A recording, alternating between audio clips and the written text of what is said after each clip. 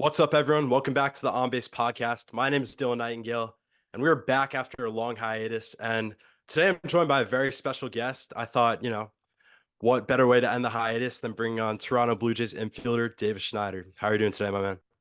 Good, man. Thanks for having me. I appreciate it. Of course, I'm super pumped to get this started back up. It's been a minute, but I'm looking forward to a great episode and look forward to keeping this, a little more consistent from now on. So, perfect way to get started. Yeah, let's do it. All right, yeah, man. Just starting off, how's this off season been for you? I know it's a big off season coming off a pretty huge year for you, but especially one as important as this one. Could you walk us through like what your training routine looks like? Maybe like your diet, how you're doing in the gym, anything like that as you're ramping up for spring training. Yeah, I mean, I took a little bit time off when it came to baseball stuff in the off season, just because it's a long year, and I think it's a good thing when you take that time off as a baseball player. You need like that month or two to where you're not really picking up a bat, you're not throwing or anything. So I feel like that is a good thing for me. But I'm always in the gym. I'm always working out. They have a workout plan for me that I follow. I do my own stuff here and there, but I kind of follow what they have me doing.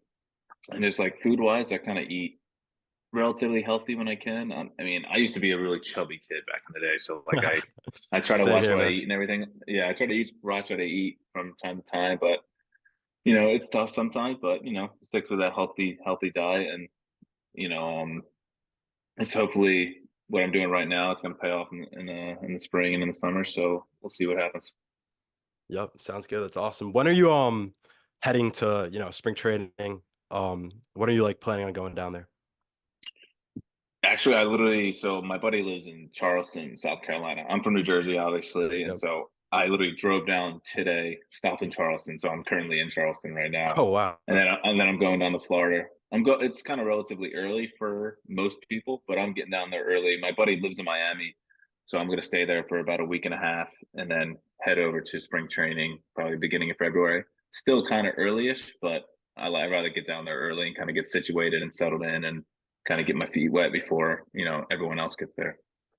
Yeah, it's awesome. I mean, appreciate you Mhm. making the time for this in Charleston, Yeah, of but course. you're coming off a big year, as I kind of alluded to before. We'll get into that in a bit. But for those listening that don't really know, you're drafted out of high school in the 28th round, Rutgers commit, and I'm sure you've heard a million times, but that itself is a wild story. And as I was looking through your numbers, I saw you hit 454 in high school, which is, nothing to snare at. But at what point did it hit you? You might have a chance at going pro. To be honest, not until the day I got drafted. Because I always thought I was good enough, but I definitely got overlooked a lot. I mean, just because I'm from New Jersey, I'm not the biggest guy. I don't throw the ball relatively hard. I don't hit the ball 500 feet. So, like, I definitely got overlooked, but I always thought I was good enough just in general. I mean, I committed to Rutgers, but I always thought I was good enough to go play down south, but it just didn't turn out that way.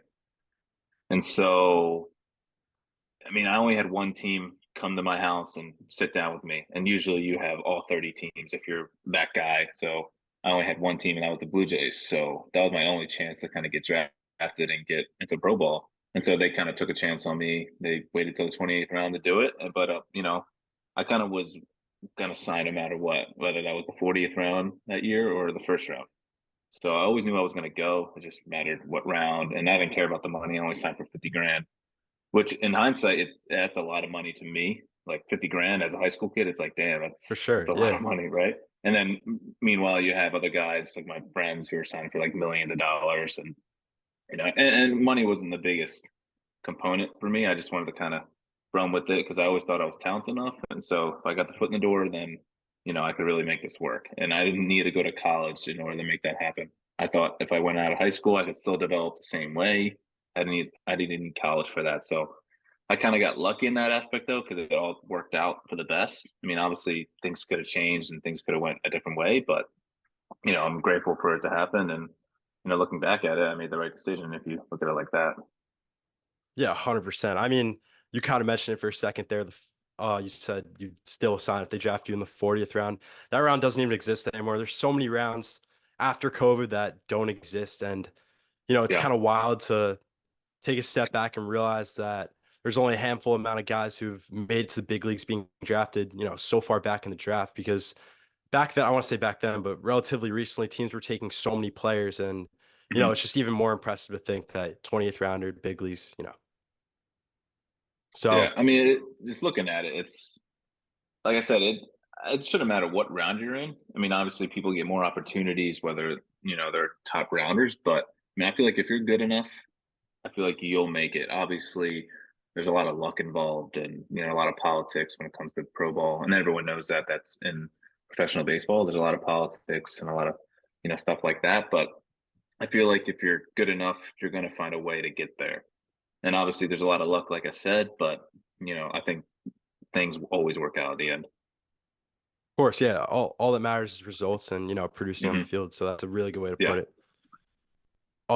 Before we get into the big league stuff, I also want to highlight that you spent time at every minor league level, which isn't necessarily like a common thing to do, but sort of just like a random question based on that. Have you had like a veteran come in on like a rehab assignment and do something cool for a team that you're on, whether that was pick up a meal? I know I've heard some extreme cases of like Scherzer buying gifts for a team.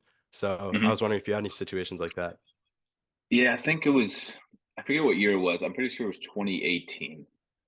We were in extended spring training, so that was my first spring training. I think it was Hmm. 2018 or 2019. But Tulowitzki was with us, and he was Yep. rehabbing. He was coming back from his like two ankle or Achilles injuries.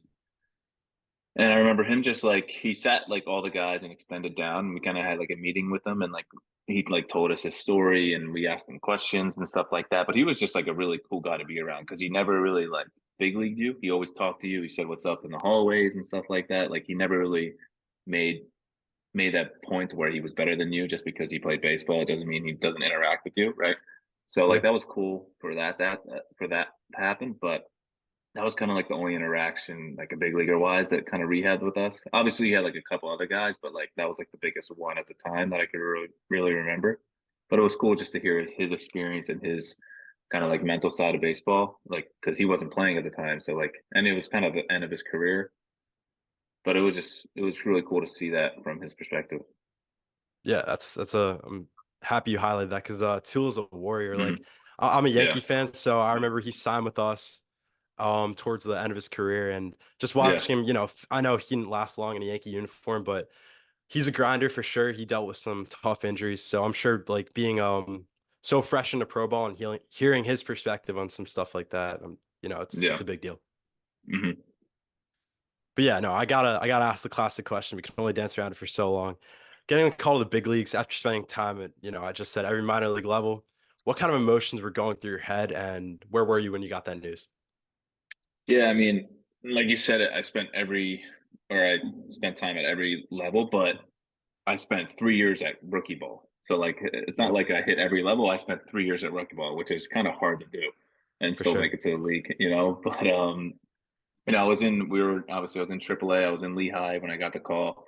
My manager called me into his office, and I had no idea. I had zero clue that it was even like what was possible because I wasn't on the 40 man at the time. So being on the 40, it's kind of hard to get called up.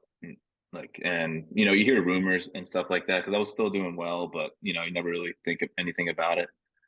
So he called me into the office. He told me, I called my parents right away.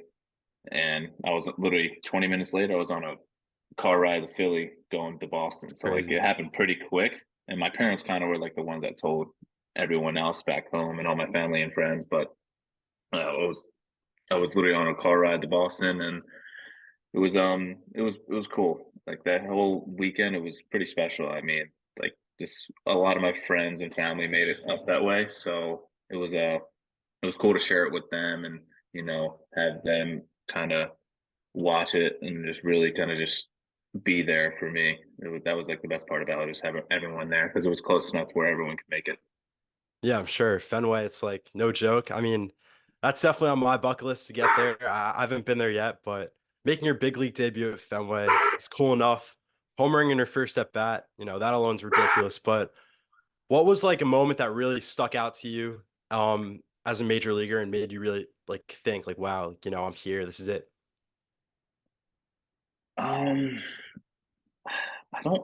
That's a tough one. Like, 'cause I feel like the whole experience was still just so surreal for me. Like from from the plane rides to like meeting the team and everything like that. But like I tell this to a lot of people, the first night I landed in Boston, Whit Merrifield texted me and was like, "Yo, come to the room, whatever. Everyone's here." So I got to meet the whole team kind of beforehand because I didn't get invited to the big league spring training last year, That's and so crazy. I didn't really kind of meet anyone or everyone. I Hmm. kind of through passing, but it wasn't like we're on the same team. So I met them that night, and it was kind of cool, just like to be part of that team. Not even on the field yet, just kind of just like hang around the guys and kind of just really get that team camaraderie. And that was a cool experience. That kind of made me feel a little bit more relaxed and just kind of go out there and play the next day. But like the plane rides are sick. I mean, that's probably the Yeah, biggest like I'm thing I sure. can really say about the league. It's just that's when I knew like, all right, this is different. The plane rides. I mean, me and my buddy Spence and Ernie Clement say it all the time. It's like the plane rides are show. That's for sure. Like the greatest thing about the show is just like the plane rides. But the whole experience was just like pretty surreal. I still look back at him like, damn, did all that just happen last year? But Right. I'm grateful for it to happen, and I'm ready for next year and whatever that entails. Absolutely. And you said it yourself, but those plane rides, I'm sure, are a lot different than those minor league bus rides. I know those road trips could be brutal at some points. Yeah, yeah, for sure.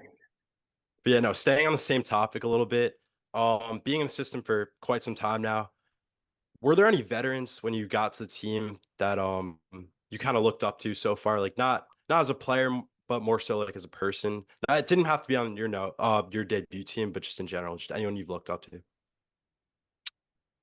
Um, yeah, I mean, we like just on our team from last year. I mean, we had a lot of veterans on that team, like a lot of guys Mhm. who were in the league for a long time, and they've been through it. Belt won a couple World Series with the Giants.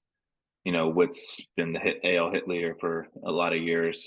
KK, a lot of Gold Gloves. Springer won a World Series. Like, there's a lot of guys on that team that been through the league and seen a lot of stuff. And so I feel like I got lucky in that aspect because there were just so many good guys and a lot of veterans who kind of just put me under their wing. And it wasn't just Witt, it was basically everyone on that team that kind of just made me feel like I was part of the team right from the start. And so I kind of got lucky. And I don't know how other teams work or, they do any rookie hazings, but I didn't really get Right. anything or get any the short end of the stick on that one. So I was kind of lucky. But I'm grateful for the guys that we had last year, and a lot of guys are coming back. But obviously, we don't have Witt, we don't have Bell or Chapman too. I mean, we could re-sign them, but as of Who now, they're knows? not. But like I said, I just got lucky, and I'm grateful for it to happen. Yeah. You kind of alluded to it a little bit, but the clubhouse was kind of an interesting mix. A relatively younger team, but definitely a few established veterans. So I was wondering, Mhm. what are the vibes like in a clubhouse like that when it's still like a really young team, but also some older guys, to keep people in check and maybe like teach them some lessons as you're going through a long season like that. Yeah, it's good. I mean, I was only there for 2 months, so like I didn't really get the beginning of the season and like July and June. So like that I can't really attest to, but the 2 months that I was there, it was great. Like we had good chemistry. The vibes in the clubhouse were good, even after a couple losses. Like we're like flush it, on to the next one. Can't control what we did yesterday. Just focus on tomorrow. And so the vibes on that aspect were good. Like I didn't really have any like trouble or see anything in the clubhouse where like that really stood out to where this is like a bad clubhouse. I thought the guys were great to each other. They were great to me. We were, it was just good vibes all around. So I can't really speak to anything bad when it came to anything in the clubhouse because we did have a young team like, Bo, Vladdy, all those guys, but most of them were just veterans and kind of been around the league. So it kind of really taught everyone just kind of like don't press, go out there, get your work in and make sure, you're as much as prepared for that day as you can be. And, if we lose, as long as we're prepared and made sure that we're at our best, then it doesn't matter. Yeah, I think it's a great mentality to have, especially when it really does all come down to team chemistry. More so like off the field stuff. You guys aren't really Hmm. clicking. I mean, I'm speaking as if I know, but if you guys aren't really clicking in the clubhouse, I'm sure it's going to be a lot harder to get it done on the field. So I know that's Yeah, super important when 100% it for comes to sure. success. All right, going back to your debut and your stats alone, I think I was looking through the numbers, but I think the most wild stat from obviously your hot start was was your 1315 OPS to start a career through your first 25 games, which was the highest in MLB history in that amount of games. What's that like having your name in the history books, this early on in your career? I mean, I don't. People ask me that. Like, I literally don't know how to feel about it. Like it's great, but like, personal accomplishments are great. Like, you want to make sure you do well, and like, make sure your accolades are done first. But when you get to the show, especially like later in the season, like in August and September, like everyone is set to, go to the playoffs and try to win a World Series. So like it is cool to have like my name be a part of that, but it wasn't like priority number one. Like I wanted to make sure I was doing my best to help this team win. And I wasn't set out to like, go 3 for 4 that day. Whatever that day entails to help our team win, I wanted to do that. And I know that's cliche to say, but it is true because like at the end of the day, you want to win a World Series for that team that you're on.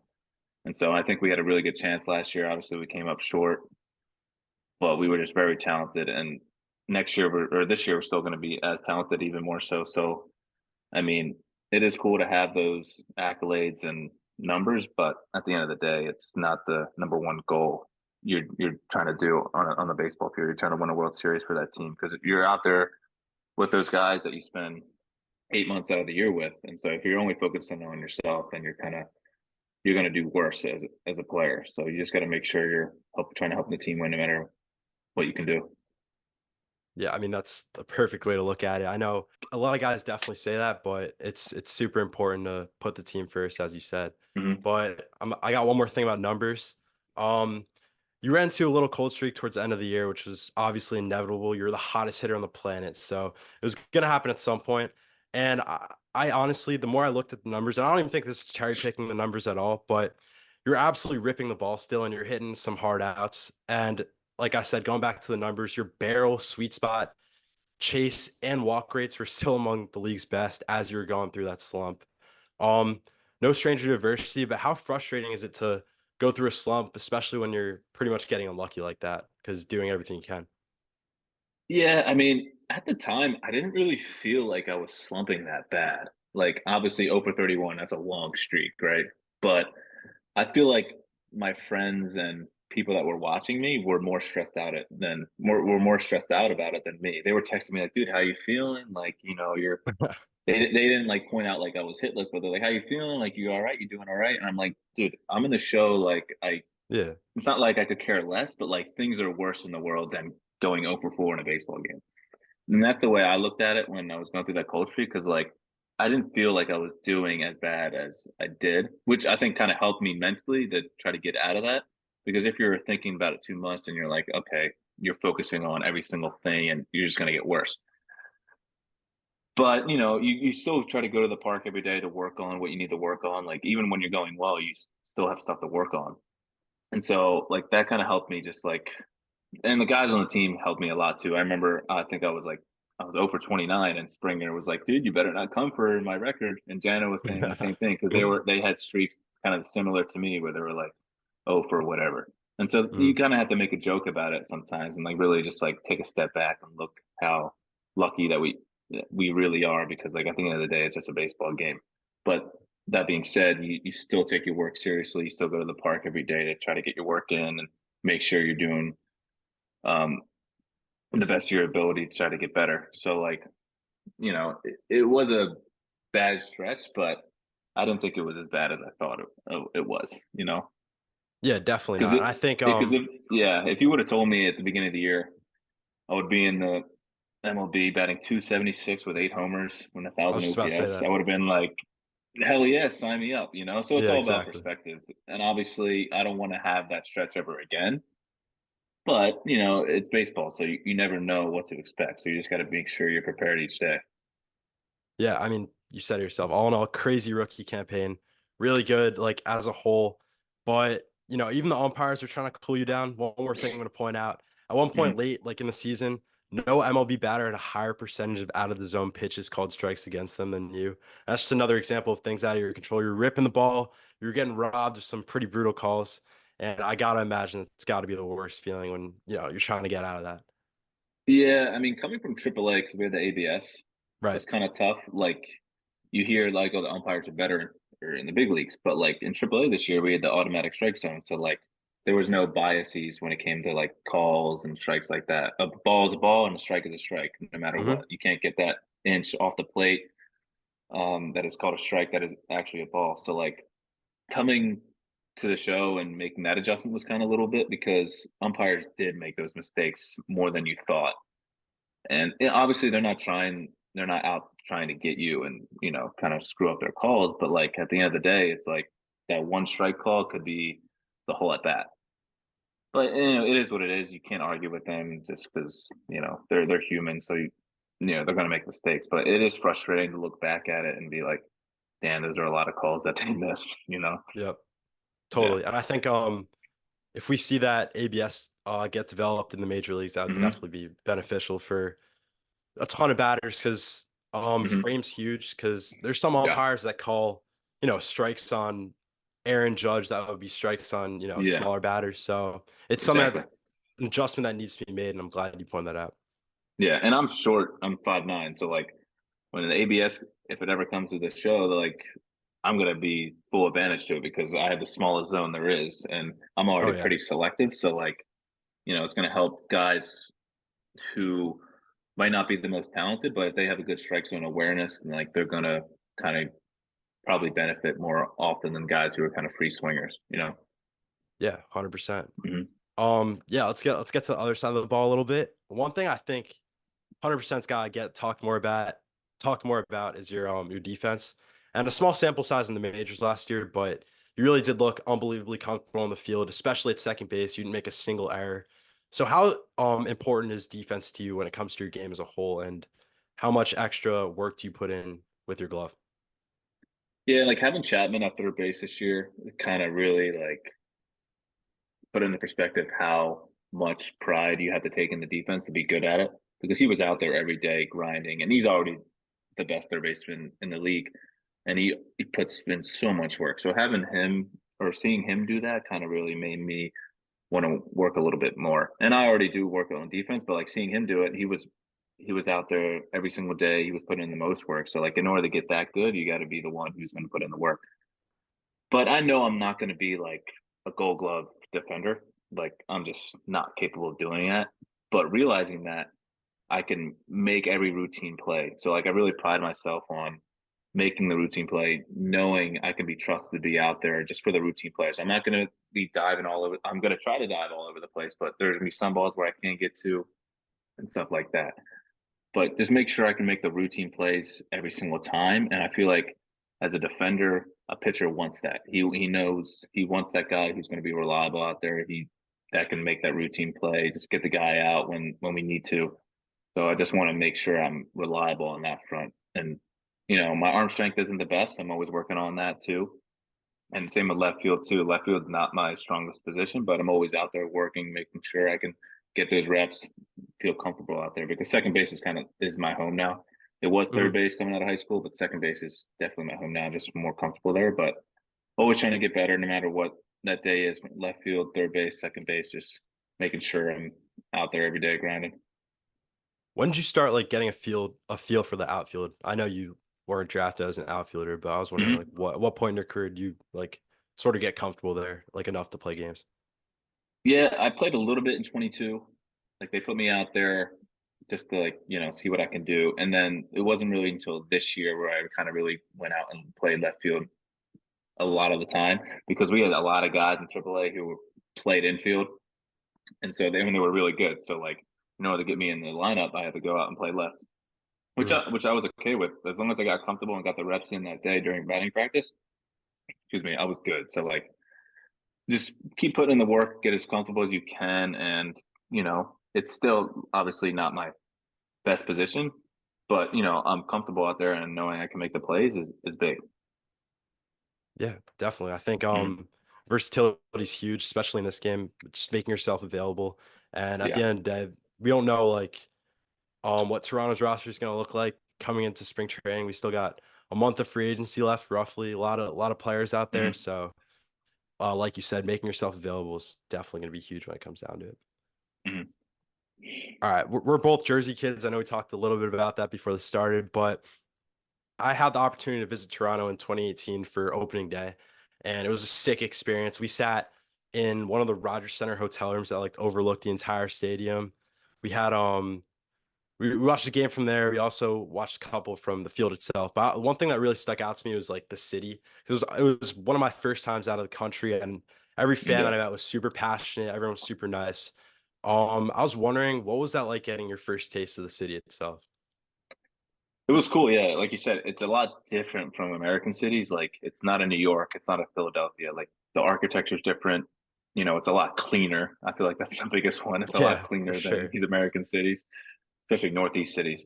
But Philly, right? it was cool. I mean, like it was it was definitely great to just like walk around and kind of just tour and just like kind of just see the sights. And as soon as I got there, like you know, people kind of noticed me walking around because I kind of stand out with my when I had my mustache and I'm short and I was about to say I your new definitely look you got yeah going on. I know I got a beard going on, but at Yeah, the right. time I had a stash and so it was cool just to like go around and just kind of see the sights and it's a great city. I mean they're very passionate about their sports and you want that as a player. You want your fans being passionate, whether that's good or bad, whether they're they're booing or they're cheering for you because you want that as a player just to like play hard for the fans because they're going to show out every game no matter what. So like that's what I love about Toronto is that they're very passionate. They love their sports, they love their city, and you go out there and play for them because they're the ones who pay our salaries. So like go out there and just get everything you got each day. Totally. I feel like having a whole country, rallying around you guys got to Yeah, be electric. And especially, I've seen the Rogers Center get packed out for those yeah, playoff it gets games. bumping And in also, there. just it's crazy. It's got to be wild. Yeah, All right. I'd say you're about as under the radar as it gets when it comes to prospect status. Obviously, you're tearing the ball up when you got called up and approaching that call up, but there's probably a number of guys who don't really get talked about that would absolutely tear it up as well if they had the opportunity. Is there a guy or two off the top of your head in the J system right now who you think deserves some more recognition or could be like a key piece of the team coming up this year? yeah. Rafael Antigua, 100%.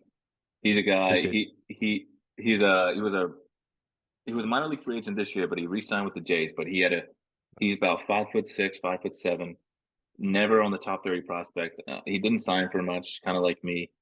He, I think he hit 300 with like 15 home runs this year. He's like I said, he's Jeez. 5'7". Had a 900 OPS in AAA, and like he's never on a prospect list at all. And he does everything well. He can play short, he can play third, second, outfield. Is fast, steals bases. Is a really good leadoff hitter. Like he just does everything well. And I think just not signing for a lot of money, just you know, it hurts some people just because like you're not priority number one. If you sign for a lot of money, you're going to get more chances. You're going to get more looks. But I think if you just grind your way through the top, you're eventually going to come out on the other side if you're really good enough. So I mean, he's a guy who I believe should be in the major leagues. He should have got caught up last year too. He was just, the J system is tough to get caught up. I was lucky enough that I was in the right situation. I was doing well, so I kind of got lucky in that aspect. But it could have been him. Lucky enough, it was me. But he's a guy who deserves a shot, whether it's the Jays or another team. Yeah, I mean, now Jays fans know to keep an eye on coming into this Yeah, year. So, I mean, 900 OPS at AAA is definitely no joke. So, yeah. glad you're able to point him out. Hmm. And you mentioned a signing, and as you might know, I'm a big transactions guy. But I feel like speaking of under the radar, one of the more under the radar moves the Jays made this offseason happened around a week ago. They promoted Matt Haig to the major league coaching staff. And for those that don't know, he's a former major leaguer himself, spent some time with the Jays, but he spent last season as the Jays AAA hitting coach. How much of an impact has he had in your pro career and the success you've had so far? Yeah, he's great. He was my double A hitting coach in 22 and in 23.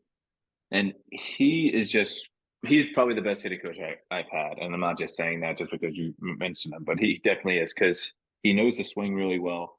He knows how to reach you on a personal level. And he knows that each swing is different from, I'm not the same guy as Bill. So like he's not gonna, teach me how to swing like him or and vice versa. So like he knows how to reach me in a different way to reach another guy on the team. So he just knows basically, like I said, is how to reach you, and he knows the swing more than anyone I know, and he knows what you do well, what the pitcher's trying to do. He has a game plan for that day. He has a game plan for that week. He knows what the pitcher's trying to do to you, what you should try to think when you're at the plate, and he kind of puts a little bit more confidence in you if you don't have it. And so having that as a hitting coach is huge because there's some days where you might not feel good, but he's going to be that guy who's going to have your back and really kind of just instill in you, you got this. Make sure your swing is right here. This is what you should be thinking. And he doesn't coddle you, but he knows what to say at the right time, and that's the biggest thing about him because he's been there. He's played in the show, so he kind of knows what it takes. Right. And so have a guy like that up there is big because he's also like just one of the boys too, which is a big one. So you can talk anything about life and baseball. So he's really a good guy to have up there. Totally. It's huge. You mentioned he kind of came up like through the minors with you, and now obviously he's in the show. So that's it's gonna be cool to see this upcoming year. I remember when I was talking to Jano last year, he said he kind of went through the minors with John Schneider as well. So when he got Yeah, promoted to being manager, it was a pretty cool transition for him, and just really cool to see um players and coaches develop together. It's definitely one of the special things about our game. yeah, and it's just a credit to the Jays, front office, like seeing the talent that we already have there, and because he does deserve it. He does deserve to be up there. He does deserve a promotion because he is a really good hitting coach. So like a lot of guys are going to benefit from him being there, and it's a shame that he's not working with minor league guys anymore because a lot of guys can benefit from him. But it's good that we have him out there because he's just a really good guy to have there. Yep, that's awesome. All right, I got one more lighthearted question for you to, wrap Hmm. this whole thing up. But Yeah. I was going through your Instagram and I saw a picture from what I'm guessing was some kind of like dress up day. It was you and Spencer Horwitz and some, I think it was one of them was a dinosaur costume. I was wondering what the story was behind that. Yeah, so that's when we played against the Yankees in September. And that was like the only kind of rookie hazing that we had to do. So that was like kind of the only time we had to fly into like a public airport. So we had to go through, I think it was JFK or like Huh. whatever New York airport that was. So we had to walk through customs, everything. So there's going to be a lot of people there. So as part of our rookie hazing, they picked up a couple of costumes for me and Spence. I was obviously the police officer with my mustache and everything like that. Right. So Yeah, in the yeah. cowboy boots, and Spence was in the dinosaur costume. But it was just funny walking through the airport, everyone kind of looking at us like, "What the hell is going on?" But it was funny. I mean, I enjoyed it. I thought it was great. I wasn't embarrassed or anything like that. I was just like kind of having fun with it because everyone was having a kick out of it. So it was a cool to take pictures and everything like that. And a lot of people were coming up to us, especially Spence. Like it was like little kids that kind of like Right. Yeah. yeah, Random roaring at kids in Spence. So JFK. like yeah, exactly. And so that was fun, and the whole team had a big laugh. So as long as the team is having fun with it, that's good by me. Yeah, it's definitely a good way to do it. But Hmm. that's all I got for you, man. I appreciate you taking the time today and looking forward to rooting you on this year. Sweet, thanks, man. Appreciate it.